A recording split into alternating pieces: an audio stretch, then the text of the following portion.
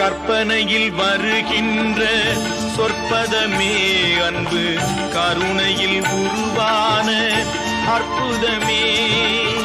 கற்பனையில் வருகின்ற சொற்பதமே அன்பு கருணையில் உருவான அற்புதமே. சிற்பச் சிலையாய்